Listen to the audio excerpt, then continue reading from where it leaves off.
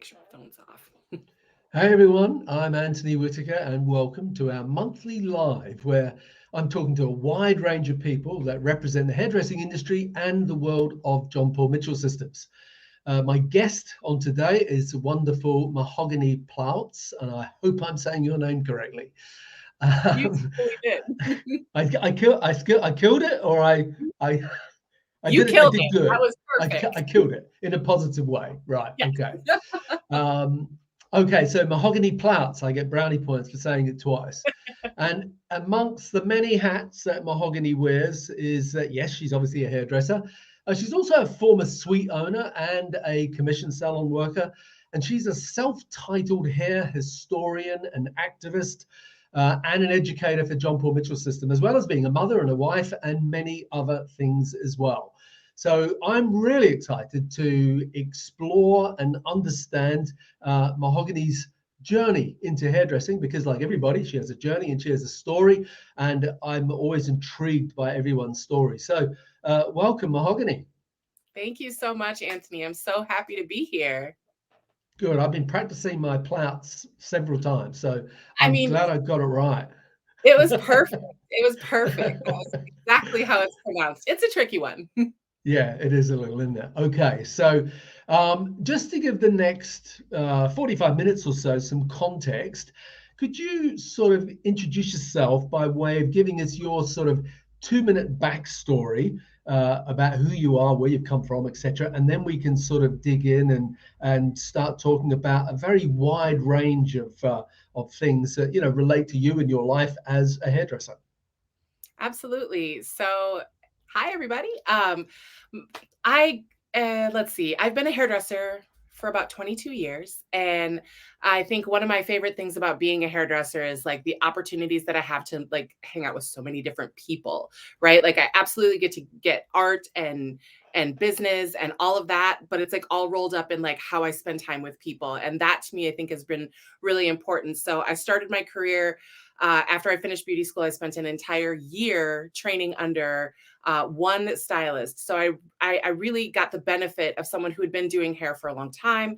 So I got the benefit of not just understanding how it is that we cut, color, and style, but like how to run a business and how to run my chair. And I think that that Mm. piece of it was really huge for me as I moved into then going on to rent my own chair, own my own suite, deciding to be an educator, doing my own types of education. It really helped me to have like agency over everything that was mine to do. I also am a mom. I have a 12-year-old and a 15-year-old. They're both super weird and hilarious. And so like it's a joy being their mom most days. Most days. I'll be honest, Yeah. most days. No, no, I I can relate to that. right. So it's I live in Minneapolis, and I think one of the things that I love about Minneapolis is like right now it's fall and it is gorgeous. Like we have so much green foliage, and we love to like go out and hike and run around on bikes and roller skate. Fun fact about me, I used to be in the roller derby. So I used to like beat up other girls on roller skates, which was pretty fun. And I think that that's, I've never been one to just sit and chill. I'm always on the go. There's always something to do, whether it's traveling as an educator for Paul Mitchell or traveling with my family out to like remote islands in Canada. I think that, it's all about just like seizing life and having the fun that you can have and balancing out as much of your work and life as you possibly can. Balance is kind of a myth to me, but I feel like Mm. finding a good rhythm depending on where we are in our lives, I think is the most important piece. So I'm Yeah, excited. I think cool. Okay, I think that's really important what you just said about balance. A lot of people talk about that, don't they? Life balance, and is there Yeah. such a thing? It's like I think rhythm, finding the right rhythm that works for you is a good way to put that. So I'm intrigued about your story into hairdressing. What was that journey? How did you find yourself in this industry? So, I mean, I've been in salons since I was very small. My nana's best friend was a hairdresser. One of my mom's best friends was a hairdresser. And because my hair was a sort of an anomaly for my mom. She's a beautiful Scandinavian woman from northern Minnesota, from a town of about 800 people. So in the 1970s, when she had me, there was not a lot, there was no YouTube, there was no natural hair community, there was no like information for her to go to. So some of the struggles that my mom and I had with our hair ended up really becoming some great defining ways of how our relationship grew. But I think what it did too was it also made me very aware of like how I was treated when I went into certain salons. It made me very aware of like what the capabilities of my hair, like it felt really limiting. But so Mm. I think I ended up deciding to go to beauty school because I didn't want to feel that way anymore. I almost went to beauty school to find out how to take care of my own hair, because we Yeah. didn't have, the same education that we have now, and we didn't have the same goals that we do now with reaching straight wavy curly and extra curly hair, right? So for me that was really the biggest why. And I enjoyed beauty school. I was a little bit older when I went to beauty school. I was like 23, not fresh out of high school or anything. So I had some goals in mind. So I think that going into beauty school with some goals of, I was working in a salon as a receptionist, and I would stand behind the owner all the time and ask him. I'd be like, Steven, why are you doing this? Why are you doing this? Why are you doing this? And finally Mm, he just mm. turned and he was like, go to school, dude. Just go to school. And so I did, and it was awesome. It was really cool. And when I finished up, I spent a whole year, like I said, spending that time working with him, but also working and learning about the other stylists in the chairs around me, and seeing how they Mm. each developed their own personality. Like there was times, Anthony, where there would be folks who would come in and I would know just from their haircut like whose chair they sat in. So it Mm. was cool to see all the different personalities craft their own art in the same salon and have it be cohesive and cool and interesting, but like very much individual. So I feel really lucky about not only just the owner that I worked for, but like the entire community of salon. It was like my salon family was really special to me. Yeah. Okay. Was it predominantly a black hair salon or predominantly a white hair salon or? Yeah, predominantly it was a white salon. I was the only Black person who worked in that salon. And so there was some interesting, there was some really cool and really amazing things. I think one of the things that was awesome is that, when you're in beauty school, we really learn most of our hair cutting techniques and trainings and all that on straight hair. So Yeah. when I was coming in, I was able to build my clientele in this salon because I was really familiar with the textures that I was working on. But there was times where, people would call. I have a longtime friend and client, Katana, who has like the first time she called the salon, she was like, "Do you have anybody who can work with black hair?" And the salon receptionist answered and she was like, "Yeah, we do blue, we do green, we do purple, like we do all the colors, browns, reds, all that." And she was like, "Nah, hang on. Like, do you have someone who can work with black people's hair?"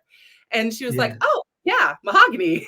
And so it was awesome because, I mean, it turned a moment that can be a challenge for a lot of, Black women who are looking for stylists all over the world. Like when you are looking for a salon that you want to go to that is like maybe in your neighborhood, or maybe you've heard friends, love it and you want to be able to go there. Sometimes it can be intimidating to call and have to say, "Do you do black hair?" Which I think is, that's another goal I see moving forward.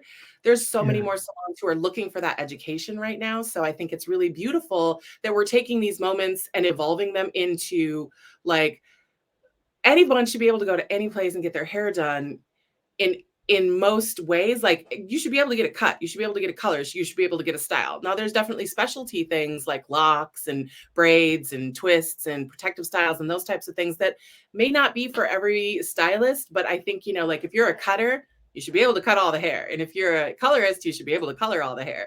And I think that that's something that has been really, like something that I have been navigating a lot, because most of the salons that I have worked in have been predominantly white salons. The salon that I work in now is pretty mixed, and I really love that, because we get to see all different kind of cultures walking in and out of the salon, and that's really beautiful, and it can be really fun to be inspired by. Yeah. Yeah. That's a really interesting thing what you were just talking about then, because I know, especially in the last couple of years, there's been such a emphasis put on everyone should be able to do everything in terms of different hair types, work with different hair types, and a client should be able to go into any salon and get his or her hair done. And I want to throw a different perspective on that. Mhm. I mean, I yes, I agree, but at the same time, I sort of go, I'm not sure because as a hairdresser, I'm a hairdresser, but I cut hair. I don't color hair. I've never colored hair, Mhm. um, and some people will be shocked by that. Uh, I've never done bridal hair. Mhm. I've never really put hair up. Now, a lot of this is my heritage, where I worked, where I came from. That was what those salons, Sassoon, was all about. That you either cut or you coloured. At one point, they had cutters, colorists, and tinters, not permers. Sorry. So you either cut, you coloured, or you permed in the Yep. 70s. When I started there at the very end of the 70s, they merged the tinters and the permers became one thing. So you were a technician or you were a stylist. And it was so my training, my background was always about cutting hair. But interestingly, and this was in the very early 80s in London, at Sassoon, you had to present a selection of models before you could go onto the floor after you had your test, etc. And you had to show at least one black model, which was great. Ooh, Okay. yeah. But here's the funny thing. You'll laugh about this, right? Every model, do you know what they were? Grace Jones, baby, coming down, coming down. Everyone was like Grace Jones, flat top. Do you know what I mean? From that Yeah. sort of 80s look, and it was a really good discipline to work visually with hair because of that tight textured, afroed hair. And so everyone would just cut. You just had always. It was like there's Grace Jones in the corner, sort of thing, Yeah. and it was good, but people were sort of pushed out of their comfort zone to do that. But I suppose what I'm saying to you is this: from a discrimination point of view, I totally agree. You should be able to go to any salon anywhere and get whatever you want. I totally get that. But if you compare it to like a restaurant, that's my favorite go-to analogy. It's like a restaurant does Mexican, or they do Italian, or they do French, or they do Vietnamese. They all do food like we all do hair. But if you go to a restaurant that does, French, Italian, Vietnamese, Spanish, and Greek food, I would probably leave really quickly because it means that they're not a master of any of them. And so I Mhm. often think about the hair context, and I want you to talk to me about this. I want you to think about hair in that context because, you know, I I'm about specialization, and I know a lot of people are about specialization, but I totally get your background and where you come from. I mean, you mentioned your mum was Scandinavian, so fine, soft, probably dead straight hair.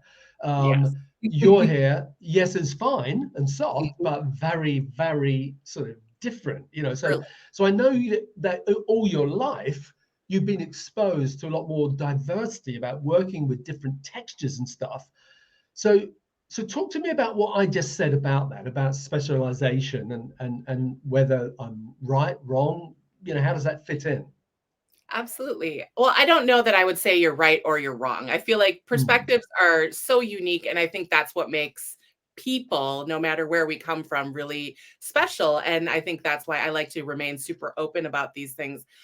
But from my perspective, I will say that I do think that yes, it would be strange to have so many different, like, foods in a restaurant, but everybody's welcome to that restaurant, right? So, like, when I think mm, about cutting, for example, if you are a cutter, like, if that's your specialization, like, if you cook Italian, like, you better cook Italian, right? Like, that is yeah, it's not just spaghetti, like, there's a lot of different aspects to those different food ethnicities, right? Those food yeah, bases. So I think when sometimes we can be limiting our own selves. I think one of the best things that happened, we did these really great trainings, these really great texture trainings within our top educator group with Paul Mitchell. And what was awesome was some of the feedback that we received from some of our stylists who had not had a lot of experience with tight curly hair was that by Mm, learning tight curly hair,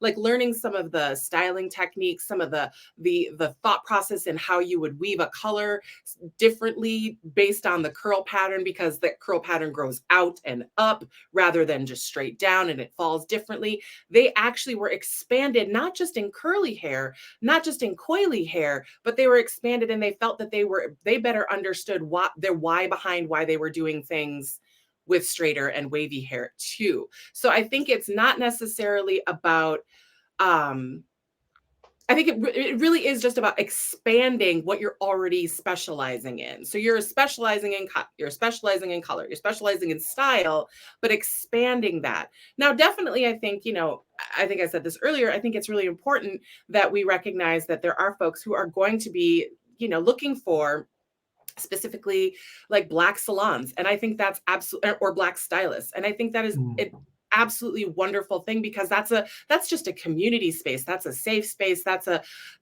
camaraderie space, that's like, there's it's a vibe, right? Like it's a whole mm, vibe. But I think that also, limiting a customer, limiting a guest to like, you can only go to this sort of space. I mean, it they say that, church and salons are the most segregated places here, at least in the United States, for sure. mm, um mm, and I think we have room to grow. I don't think it's necessarily like a shame on us. I think it's really like a, what's our opportunity to grow, what's our opportunity to look at how we view our customers and how we view that base. And I think that for me, when I'm crafting a class, like I really like to look at, okay, so I'm going to teach this hair cutting style, but I want to teach mm, it, I want to show you what are the adjustments. Like if I'm teaching a curly cut, what are the adjustments if they want to wear their hair straight? If I'm teaching a straight cut, what are the adjustments if their hair is wavy? What kind of, like, would you use a different wider tooth comb if it was curly? Would you use less tension? What's your elevation looking like? Because that's not just teaching you a new cool haircut, that's also teaching you like to expand your thought process on how you cut. You know what I mean? mm. Okay, yeah, no, good, good. I'm liking what you're saying. It's also, it's really interesting when you sort of take a big picture overview of humanity, Hmm. in that if you go back, I don't know, 100 years ago isn't very long, but go back 100 years ago, and it's funny enough, I was just thinking this when I was watching TV this morning, um, in here in London, looking at this particular guy who was running to become the mayor of some city, Hmm. and he had a turban on, and I was saying to my wife, he's got an English accent, but he's like got a turban, and he was, I'm not sure where he was originally or where his family came from. Um, I suppose what I'm saying to you is 100 years ago, you would never have seen that. And now the world has become a very diverse melting pot of people. So here's the interesting thing. If you take that the next stage and you go, well, wow, it's done that within 100 years. You're sort of an example of this, and your kids are an example of this, is that if you go back 100 years ago or 200 years ago, whatever it was, there was a lot more, you were black or you were white. There wasn't a whole lot going on in the middle. And you look at America now, America is, well, the whole world is a great melting pot. So, what will people look like in 100 years' time? Like, as the average, do you know what I mean? Because there'll be less pure, you know, I hate even using that term, Yeah. but, white and Yeah. and black. There'll be more of this sort of, you have to be so careful with the wording you use, that there'll be more sort of diversity. And that brings me to a question which I've gone completely off track with the things I was going to talk about with you, but I think that this is really interesting, because when does, because you very consciously used the word texture before, talking about texture here, when does race, ethnicity turn into texture?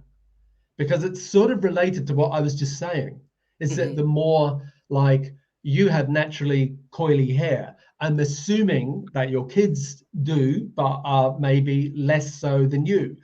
What does that look like as different generations sort of morph and etc. So the question I wanted to ask you is that when is the point where it's not about race and ethnicity, that it is just about texture?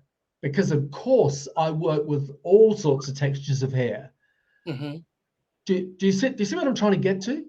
Yeah, yeah, absolutely. I think you definitely hit it when you say, like, it isn't necessarily about race. I mean, there's nuance to, like, just language and folks who are trying to attract different, racial ethnicities into their salons. I'm here for it. Like, do that.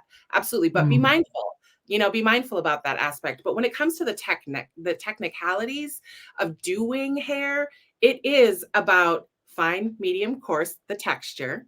And it yeah, is about that formation, is it straight? Is it wavy? Is it curly? Is it coily? How many different patterns do people have in yeah, their yeah, head? yeah. I think that Mm, piece is really the most important part. And that's the place where I feel like we can all kind of come together and really start to understand yeah, how definitely. servicing guests, because, I think when we first launched like the curl products back way, like a decade or so ago, we were Mm, talking about how the world is probably, I think like 70% of it is wavy, curly, and tight curls, right? Like that's what we mm, were looking at. So that's 70% of the world. And I think we've all, because of trends and, fashion and whatnot, we've all like, I remember the 90s and trying to get my hair bone straight. Like I wanted to have it look like I had no hair at all. I wanted it to be mm. so close to my head, with my dark lip liner and my lip gloss, because I wanted to look just like the girls on the videos, right? Like I wanted to look like Olivia. She was so cute. And so for me, that was that trend was really cool and awesome, but it also Yeah, left me feeling like I had to put so much more work, so much more time, so much more energy, so much more money into making yeah, that trend. And so as we see these trends evolve, I think it's less about one specific look, where one specific texture. Like we just taught a training and it was awesome because we really used a lot of different textures within our fall trend report to showcase the color and the cut and like the inspirations that people were having from Italy, from Australia, from here in the US.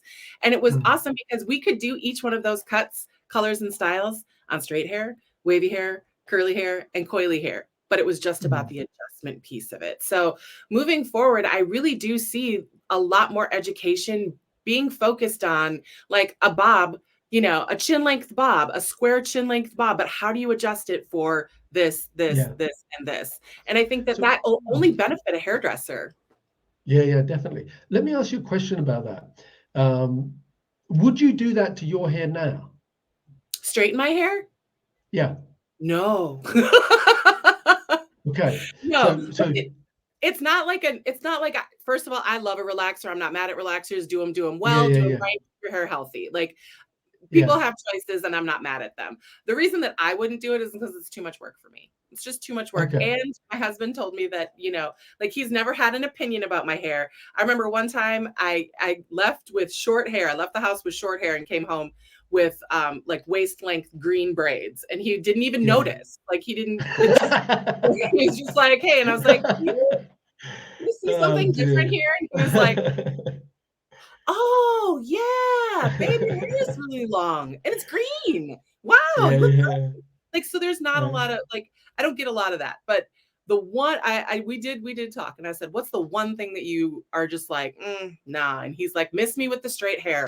Like it doesn't suit me. But that doesn't mean it doesn't suit, you know, a Yeah, lot of other people. I do silk presses in the salon. It's important that people have that versatility because I think yeah. that it's about the individual. No matter what race you are, it is about that individual. And I think because it doesn't matter what race you are, you Mm. should be able to, express your hair in ways that make you feel like your best self, Yeah, with I agree. Yeah, yeah. respect and love with for yourself. I think and understanding how it's presented, you do have to like make those choices for yourself. And I think it's something that we all deserve for sure. Yeah, I 100% agree. But I was reflecting, if that's the right word, on, why you did that as a kid, young person growing up. Would you do it now? Answer's no. And one of the things that you'll sometimes hear people talk about is like, here you are with your locks, and we'll talk about locks later on.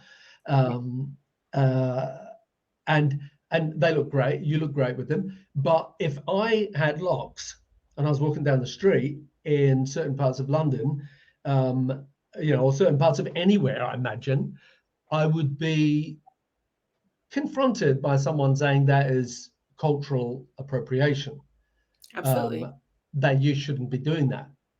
And I get confused about that Okay. because it's like it's like what we just said. If I feel like I want locks Mhm. because I think they look great, um, then that's what I want. And like, why is that cultural appropriation? Which I think it is, Yeah, but okay. straightening hair into a little bob for a black lady isn't. Like, That's a good do question. you see what I mean? Like, and I Yep. don't care one way or the other. I just get a bit confused about that. I know I was talking to you once about a friend of mine here, a very good friend of mine, who's black. And if I say the wrong thing around her, I get my head ripped off. And this would be a great example of getting my head ripped off with this conversation. So I'm so, glad that you're so open to talking about that. So talk to me about that, because I love looking at a good silk press. I think it looks fantastic, what are your thoughts about what I've said there? Well, I think that we'll start with the locks first, like first Mm, and foremost. I think when we think about locks, yes, they do show up in a lot of different cultures and they show up in a lot of different ways. But I think the challenge, and like one of the things, part of the reason that I consider myself like a hair historian and activist is because I've mm, done a lot of research about where locks come from and mm, how they how they've evolved and specifically when it comes to Black people, because for sure in the United States, we have the Crown Act, right? And that is just really truly like trying to put legislation in place for Black folks to not be discriminated against because of their hair. P.S. It's really sad that we have to do this, but I'm really mm. excited about the Crown Act because the Crown Act really does help to not only just shed a light on it, but also to give education. So Yeah, for me, I think when we think about the reason that it would be that maybe your friend would have a challenge with you saying that like I want locks or that type of thing would be because there are still so many people like myself with locks who get discriminated against, who aren't able to attend schools, who aren't able to wrestle in a wrestling match. When there was a story of a young man who had to have his hair cut by his teammates and his coaches because the judge wouldn't let him wrestle, and he won too. I was like, "Yes, honey, you," but it was so sad, and I won't lie, when I watched the video, I had a very, like, visceral reaction to watching these people cut this child's hair so he could wrestle. Like, it's ridiculous. He had a cap on. yeah, He would yeah, not it's not like it was if anything, it would have been a harder thing for him to manage because he would have had somebody would have had something to grab onto. Anyways, my yeah. point That's what is I was that just there's a thinking. Yeah, discrimination piece. The discrimination piece is largely placed upon Black folks when it comes to just the way our hair grows out of our head. So that's yeah, where I yeah. see that lock kind of the locks aspect of it and the Mm, braids mm, and that type of thing, like specific like box braids and cornrows. Like those have a rich history that mm. have helped, Black Americans stay connected to where we came from, even though we don't necessarily know exactly where we came from. So Yeah, there's yeah, still like learning and there's still movement and there's still growing. And there's a serious possibility that I will look back on this interview in 10 years and be like, Mahogany, wow, what have you learned since then? And I think that's the key to keep yeah. learning. But Me as far too. as Yeah, why like straightening, Black folks straightening their hair or wearing wigs and weaves and that type of thing that gives that yeah, straight look, why it is yeah. not cultural appropriation is because it was, I mean, again, we'll go back to that historical piece. When Black folks were brought to Mm. America, the first thing that happened was they had their heads shaved. Yeah. their head shaved. And they said it was for cleanliness, but also that's Mm. a very dehumanizing thing if that's not something that you're choosing to Totally. do for yourself, Totally. right? Yeah. So then, it during slavery, there was Mm. a lot of rules placed upon what you looked like. And it wasn't because they wanted to just like make sure you were happy. It was like people started, you know, slave owners started being judged based on how their enslaved people looked. So there were these more rules heaped upon these people to look a certain way. And then, Yeah. Yeah. during the Jim Crow era, when Black people were free here in the United States, it was, how do you get these jobs? And certain, like most of the jobs that folks were trying to get at that time, there, and to be fair, there was a lot of people doing a lot of really amazing things, and a lot of people just had to do certain things to survive, so they would have to go work in these white houses, right? Mm. And the people who were hiring them were looking for a certain thing. They were, again, taking on the identity of the person that they worked for. So they needed to have their hair smoother in order to gain access to jobs and money. And some people also, on the other side of it, some people were really just like, they wanted to be as far removed from slavery with the like the quote unquote nappy hair, right? Like they wanted to Mm. move past that and see themselves differently. And so the Yeah. evolution of that really truly is, we were told to straighten our hair. Some people were told to Mm. straighten our hair because that's how we were going to be accepted. It was all about assimilation. And Yeah. there's beauty in that because, again, it took innovation to a whole new level in Black hair, which was really beautiful. But sometimes I think it would be really nice for Black folks, for me, to see innovation not out of necessity, but just out of like inspiration. And I think that, so when I Mm. see a beautiful silk press, I don't see someone trying to be white. I just see Mm. them like taking what was something that was expected of them to be presentable, and now it's something that just expresses a different aspect of their personality. Yeah. Yeah. Cool. Got it. Okay. Wow, that's fantastic. I was just thinking of something that you told me last time we were talking, which just came back into my head, which is sort of related to what you're talking about now, and that is about a woman came into the salon and screamed out to you, "Do you braid, honey? Do you do braids?" Tell us Oh, about you're that, gonna call because me I out for not knowing how to braid hair? That's so cold. yeah, yeah, no, I think that's good. I mean, It is. that's a really good example. I mean, again, I was thinking back to again in the 80s. I mean, I'm old, in the middle of the 80s, I went to two of us. We paid to go to a black salon in London. And there's these two white dudes turn up, and we're going into this black salon for a day to spend a day there with them. That's We paid to have a training there, and it was amazing. But like, I just walked away thinking it was a totally different world in terms of the hair. A lot of it were cornrows and chemical relaxer straight. It was just it was so foreign to how I worked and what I did. I was so full of appreciation and stuff for it. But that's yeah, you made me laugh when you said that you couldn't braid, because I can at least braid, but Well, not, listen, but okay, not, hold on.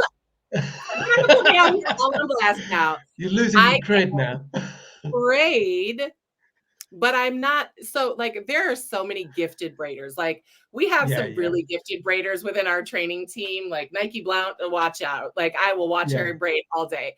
But I yeah, think yeah, one of the challenges is like for me, it was not something that I grew up with. And it's not something yeah, that we teach in school. I mean, when I went to beauty school, it's not something we were taught. We were taught how to do a French braid. We were taught how to do like an inside out braid, that type of thing, but it was always yeah, on really straight hair. It was all on really big hair. Like we never had that focus. And the only time that right, I ever really had the opportunity to learn anything having to do with Black folks' hair was from the yeah, other peers that I had in my class. Like Yeah. Tanisha was definitely this, she was a year or a class ahead of me. And so she was kind of Mm. my little mentor, and she was always on something. And so she taught me how to do a cornrow, a horizontal cornrow so that I could sew in a weave. Sure. Yeah. But Yeah. it's going to be covered up. Nobody's going to see it. It's like, Yeah. it's going to be Yeah. tight to do its job. It's not pretty. So like I can do that, and I can box braid. Yeah. I mean, growing up, like you said, I definitely had a lot of challenges with my own hair for a lot of reasons. Yeah. Not just like growing up with a white mom, but like truly just, I think, as I see my kids now, they're 12 and 15. So, whew, there's just like hormones and life, and everybody has like those transitional years that are really tough. My Yeah. transitional years showed up all over my hair. Like I was, Yeah. that was just really, you could tell that that was the happening thing for me, that was the thing that was tough for me.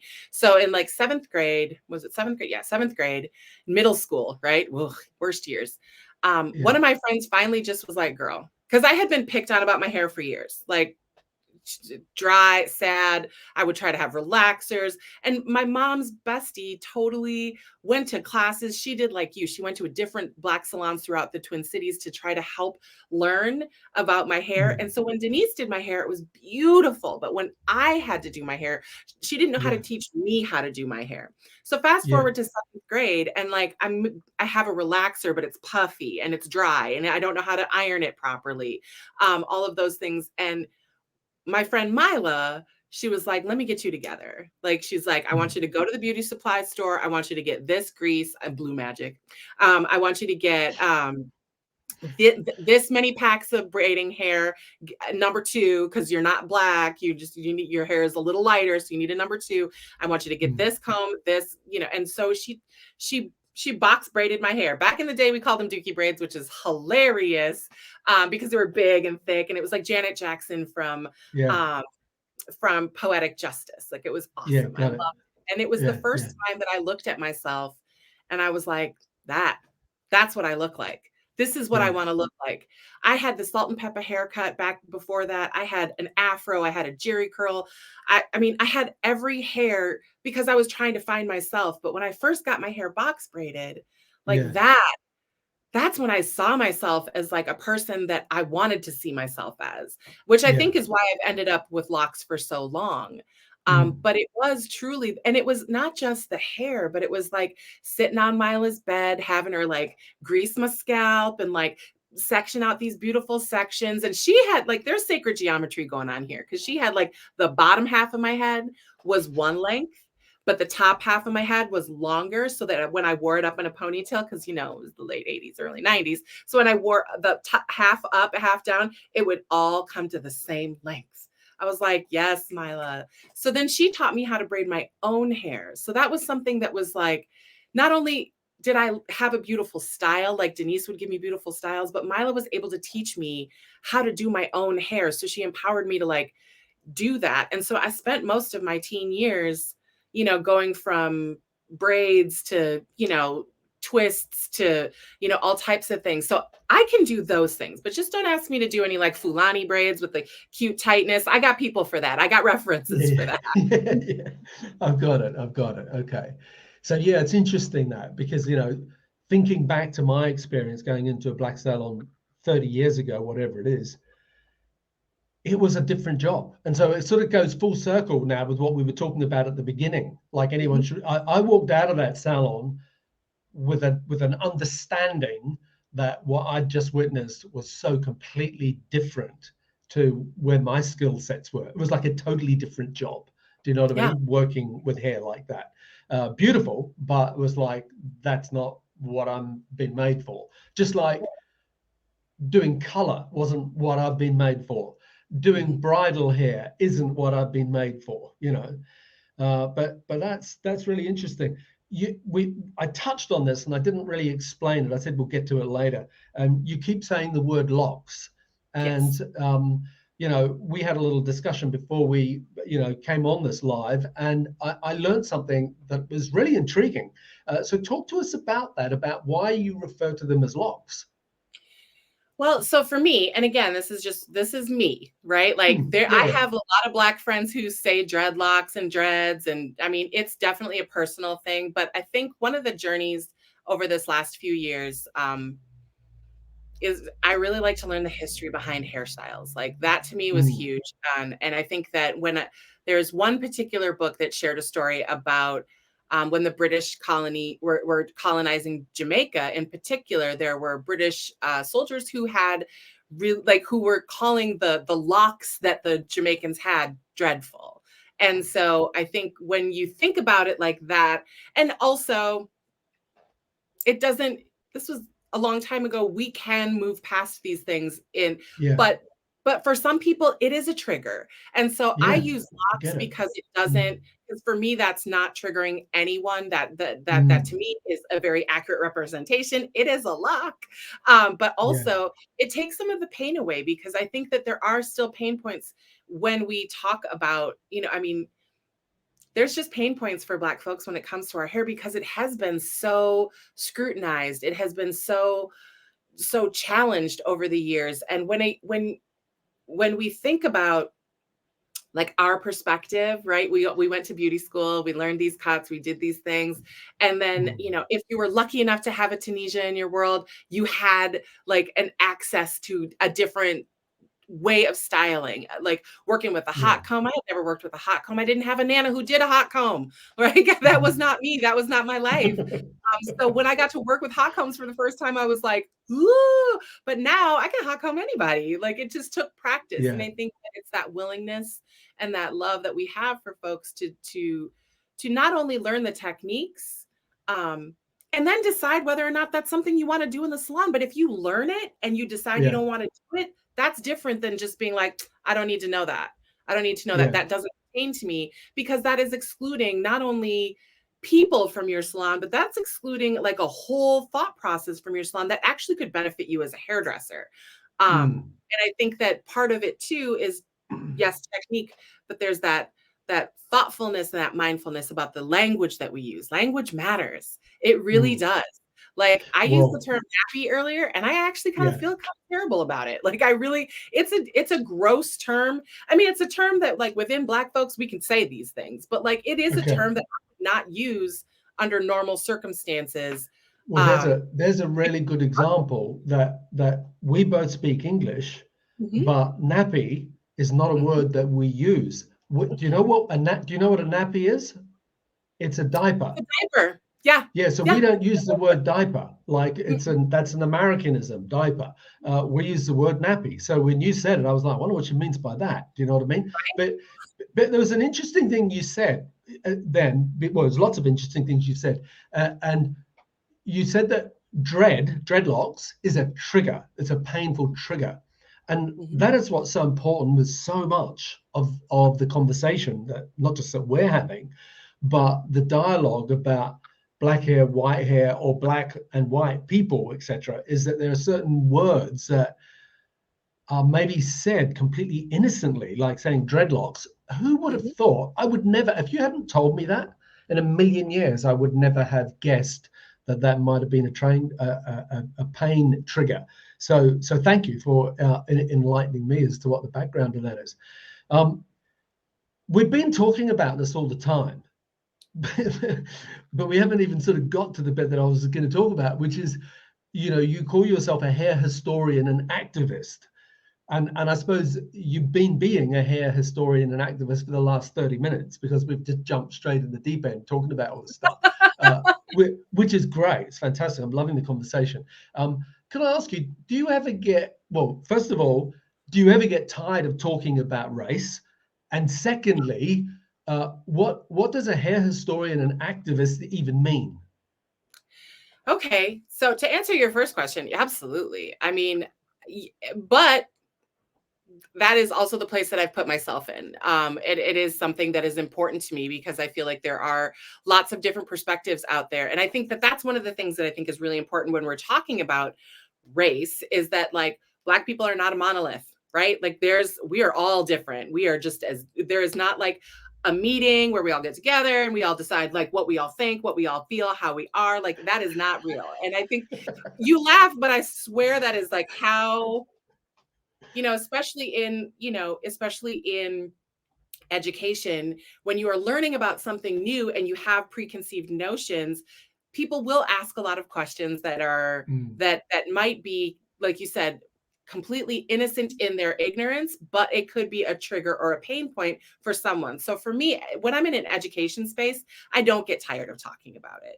When I'm in an mm, education space, I know that this is why I'm here, this is what it is. But finding that boundary and placing it, like if we're at dinner and you want to talk about that, I may tell you I'm not ready to talk about that. And that's for me mm, to decide, right? So that part mm. is and people need to be able to say, "Oh, right on, thank you." Because it Yeah, does take a lot of emotional labor. It does take a I lot of bet. like Yeah. excess, Mm, energy to put forth that type of conversation. And I love that it comes in all the different ways. Like it can be light, it can be fun, it can be interesting. And a lot of that has to do with how it's delivered, but also how it's received. So, like, if there's like with mm. us, we've got this back and forth and it's really beautiful, but sometimes, people are different, like they just deliver it in different ways. And like, Yeah, yeah. I personally love super direct. Like when Mm, I need to learn something, I love when people are very direct with me. Like, Mahogany, mm, that's not it. Let's look at it this way. And you're like, oh, okay, thank you. And it's that thank you mm. that I feel like, you were saying about your friend, the fact that she actually will say those, like, will talk to you about that means that she cares about the friendship, right? Like, Mm. Oh, if yeah, she yeah. didn't care about the Totally. friendship, she wouldn't tell you. She'd be like, oh, cool. Mm. Bye, Antony. Like, you know what I mean? Like, because that's what I would Yeah, do. If I yeah. didn't care about the friendship, I'd be like, whatever, bye. That's just your opinion, and you can go on be stupid, and somebody else can teach you that lesson. But Sure. so in the race aspect, that's where it comes from. And part of the reason that has become part of my identity as a hairdresser is because I really, I think a lot of us built up some new hobbies during the various shutdowns throughout the world over a Mhm. COVID. But mine was really tied into what we were doing because immediately Paul Mitchell started doing like videos because we were on lockdown. But I wanted to do something different. I wanted to like break out of like the traditional cuts and colors that I had been sharing. And so for me, it was something like, what are we now interested in? What's new and exciting? What's interesting? And for me, I always like to go back no matter what I'm doing. I like to like see, I'm very inspired by my grandparents who were, restaurateurs who totally owned restaurants and they worked really hard. So I always look back to them as like a reference for myself moving forward. Like, what am I into? So I started reading a lot more about texture. I started reading and watching videos, but I started reading about the history behind Black people and our hair. Because Mm. again, when you don't grow up with something, you lose access to it. And for me, it was really important to gain that access because I had recognized during that time, as a lot of us have, that there was some anti-Blackness in the way that I was doing my life, right? Like, and so when I started to read and grow and expand. It was something that was hard, but also Mm. I wanted to be able to share it because I felt so much better as I was moving through it. I realized that Mm. I was doing harm in ways that I didn't mean to. So, but who cares? If you mean to, intent versus, Yeah, yeah, yeah. plans, it can just be really different. So for me, learning about the history, understanding, not just we began at slavery, but like where that hair came from, like, the different tribes in Africa all through, specifically like West Africa. I think I'm not going to say all of Africa, but specifically through West Africa, there were Mm. so many like shapes and styles that not just denoted like what tribe you were from, but also like who you were in the tribe. Like when Mm. you were ready to get married, if you were in mourning, what your age group was, like who you were in the tribe. Like it really helped you to be like a visual representation of who you were. And that you can see that so much now in Black culture. You can see Mm. just like, I mean, definitely like I'm a hippie Black girl. Like that's exactly what I am. I'm like a goofy hippie Black girl. You can tell by the way that I look. But then you Mm. can like look at John Mosley, right? Our artistic director for Paul Mitchell. Like that dude is not a hippie, right? Like because you see the way that he rolls, you see Yeah, the way yeah, that he expresses himself through his hair. So I think that it's so beautiful that we still like culturally have that. And it's so wonderful to see where it comes from. And so yeah. that piece is why I started doing the hair historian. Was was I forget the exact words you used, but you were sort of giving me the feeling that you were saying that you said something about I'm doing harm to my blackness or something. I forget how you said it, but it made me think that are you saying that you're sort of caught in between because you have a white mom? So are you Black or are you white? You're sort of Yeah. caught in the middle of these two things, and that sometimes your identity goes, hey girl, who are you? What are you? You're selling yourself out here. Do you know what? Do you know where I'm coming from? Absolutely. And I think that one of the challenges that a lot of like folks like myself who are multiracial, like we do, Mm, we have a lot of questions and nuance, and not mm, everybody, like some people have like totally balanced and beautiful relationships with both sides of their family, and they get to enjoy all the culture, and that's awesome. And yeah. also, which is what I'm trying to do with my family now. And Mm, also, we can do harm with our ignorance, right? Like we can take our own experience of not knowing and we can do harm to our Black family, our Black mm, counterparts, by placing all of the emphasis on who we are and our confusion and our, not understanding, and taking away from the real harm that is done to Black people, the deep scrutinization of their yeah, hair, yeah, deep yeah. scrutinization of their life. And that piece that's what I mean by doing harm, by not recognizing our own, multiracial privilege. Like, yes, I Mm, grew up Black for sure. And yes, I was followed in stores and all of the things. But I had access to a lot of different things because people would allow my mom into spaces and she mm. could bring me with, right? Like, so Right. I have Okay. a Yeah, lot yeah, of yeah, yeah, privilege in that. And so what I recognized was that I hadn't been using my privilege to uplift Black people. I had just been kind of sitting around feeling sorry for myself. And sure. Yeah, so got it. Yeah, it was hard for me to like recognize that. But yeah. now I have, and again, like I said, I'm gonna learn from this for sure. Like I will probably rewatch this in a couple of years and be like, huh, yeah, okay, wow, Mahogany, Yeah. that was ignorant. Cool. me, But me too. that's Hey, life. I'll probably watch it in half an hour and think the same about me.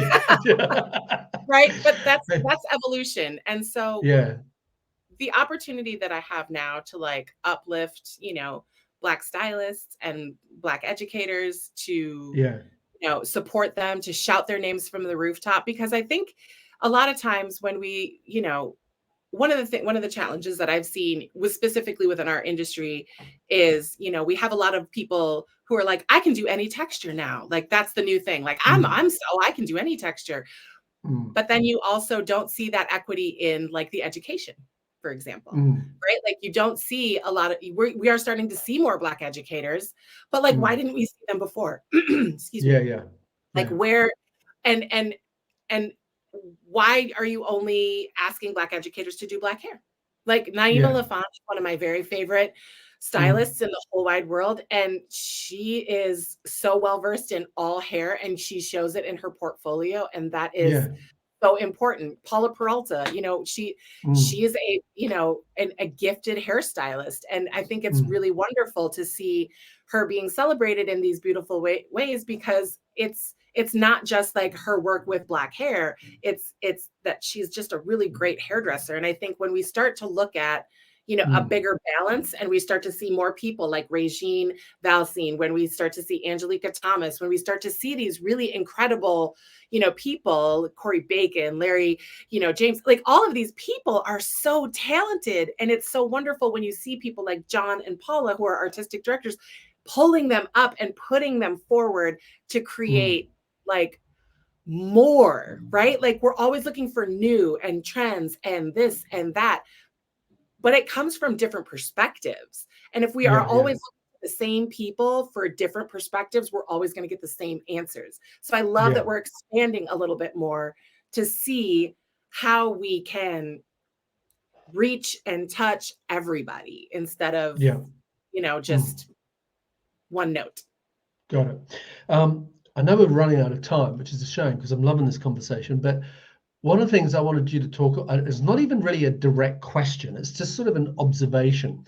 You touched on, you were talking about, I think you talked about hot combs and stuff, and you said something about, I didn't have a nan that did that. I didn't grow up like that. And then you were Mhm. talking about your friend, and you said something about, and she sat me down on the bed and we did this, that, and the other to your hair, and there's a different sort of what am I trying to say?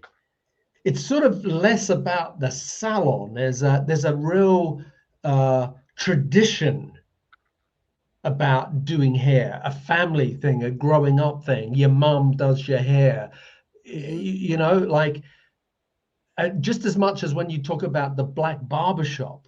I mean, I Mhm. love the black barbershop, the culture that is in Mhm. the black barbershop. It ain't just the barbershop. It's a whole nother thing. I mean, I'm not just talking about what you see in the movies. It Yeah. has a different energy and culture and like literally a different purpose to it.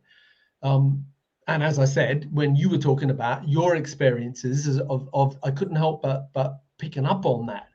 Just talk to us about that for a minute, and then I want to touch on some stuff about products. Absolutely.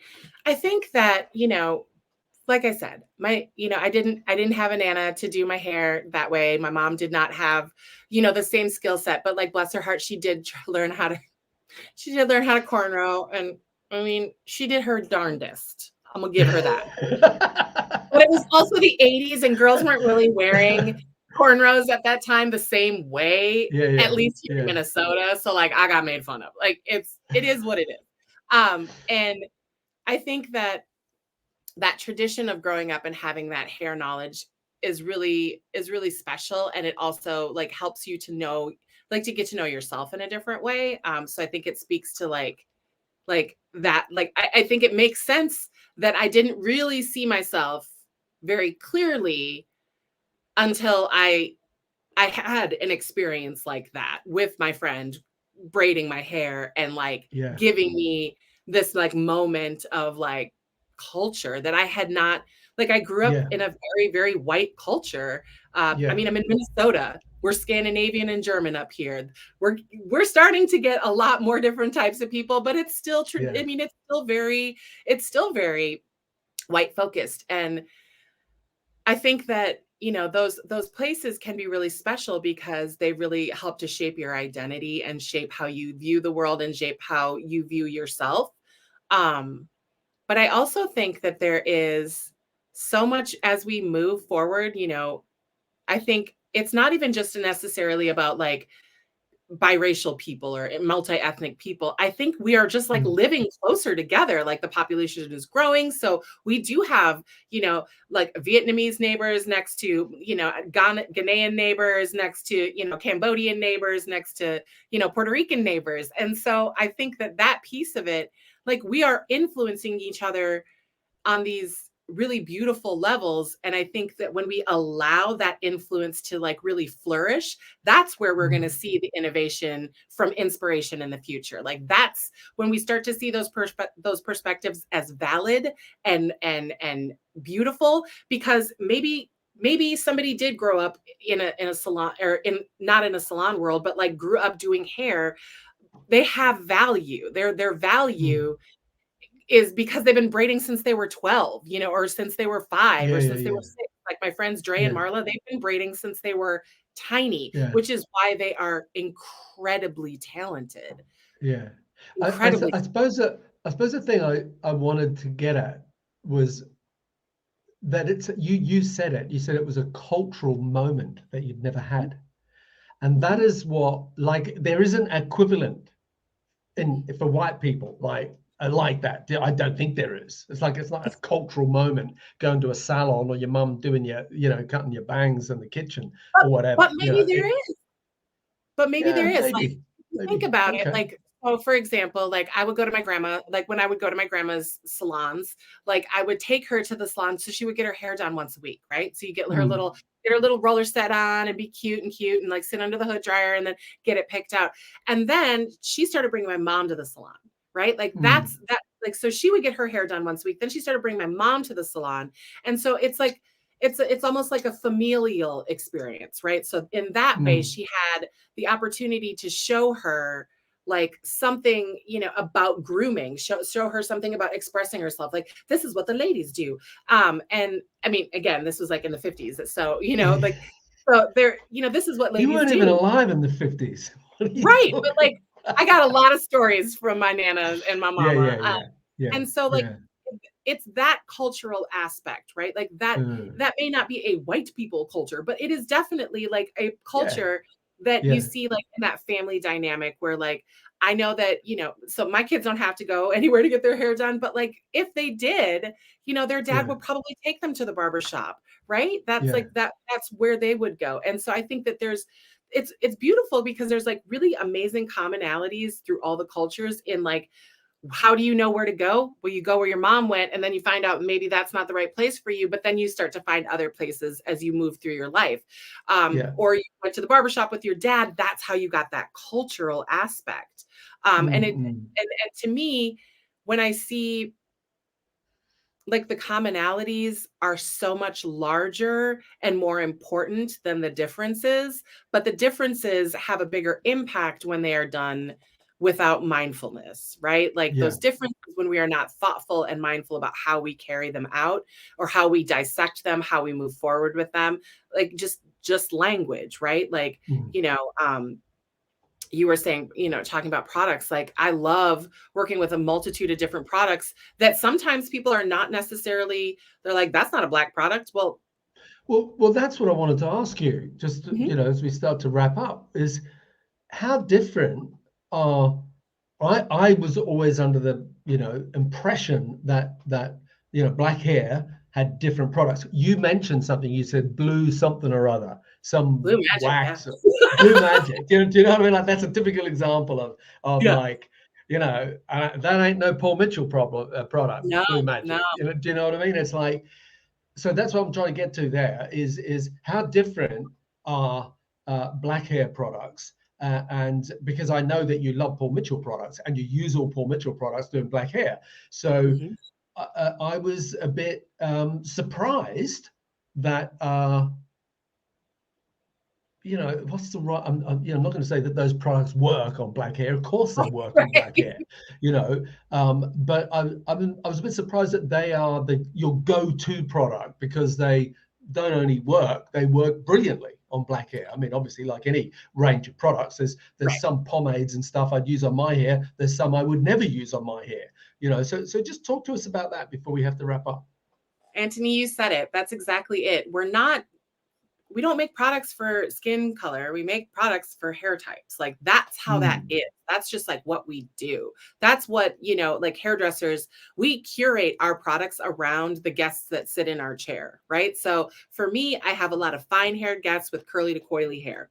And so for me, Paul Mitchell works really well. Certain products work really well because it's like I need the right tool to execute the right, look.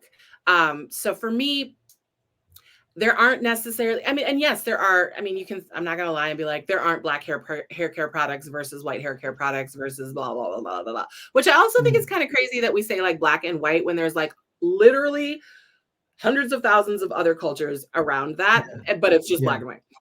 yeah, But I think when we stop looking at the skin tone, like the skin yeah. tone and the ethnicity comes into play in how we deliver, how we create, how we, imbibe or in how we vibe in the culture of our salon. That's where that Mm, matters. Like, what images do you have up in your salon? Do they welcome like people of different cultures?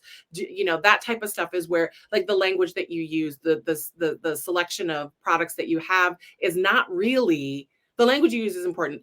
the selection of products that you have, if you know how to use them and you know the why behind it, and you understand Mm. like why this texture is going to need a little bit heavier muscle product in order to get the look that we're going for, whether it's a twist out, a silk press, or, you know, or box braids. If you have the right products, you can do those. If you understand how to use the products properly, specifically on the texture and the formation that you're working with. I Yeah, think for a long time too, we've had, you know, the natural hair community, and no shade on the natural hair community, but like the natural hair community came from just like a lot of like consumers, right? Like that's mm, where co-washes came from. It was because consumers were using conditioner rather than shampoo, because that shampoo was like really stripping all of the oil out of their hair. So they started using conditioner to cleanse their hair, and their, you yeah, know, curls were smoother and everything was more moisturized. mm, But still, PS, if you're using co-washes, my friends, please, please, please, please, once a month at least clarify that hair. Just that's my little PSA. And just please clarify your hair. Your scalp needs you. Scalp health is really important.